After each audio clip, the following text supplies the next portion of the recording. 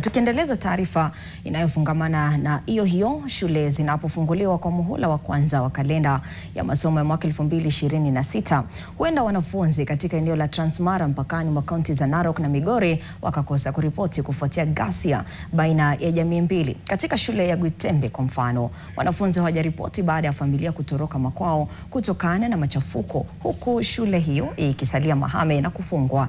Wazazi wanaishi kwa hofu, huku baadhi ya shule eneo hilo zikigeuzwa kuwa makazi wakimbizi wa ndani kwa ndani. Wazazi sasa wanaitaka serikali kuingilia kati kunusuru hali hii.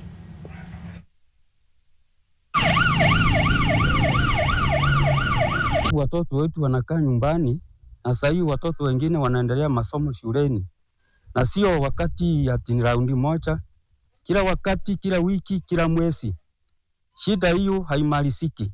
Marisasi inapigwa hapa usiku mchana.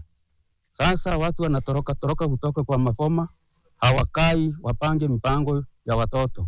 Sina raha kwa sababu watoto hawasomi na tena hawali chakula. Mtoto ataendaje shuleni kama hakuna chakula? Alilala njaa. Waume zetu wanauawa, kama juzi mume wangu aliuawa. Sina amani. Na serikali ipo kesho na kesho kutwa, serikali inakuja tu wanataka kura. Kama wamemaliza makura zote tutapeana nini? Saa hii walimu wetu wangekuwa wamekuja kwa sababu wanatoka sehemu mbalimbali wanakuja. Lakini saa hii hakuna walimu hapa. Wameokopa kwa sababu ya pita. Amani imekosa. Serikali tusaidieni. Serikali tusaidie kabisa, mimi nalia kabisa, tusaidie. Watoto wetu watoto wametoroka nyumbani. Tutafanya serikali yetu.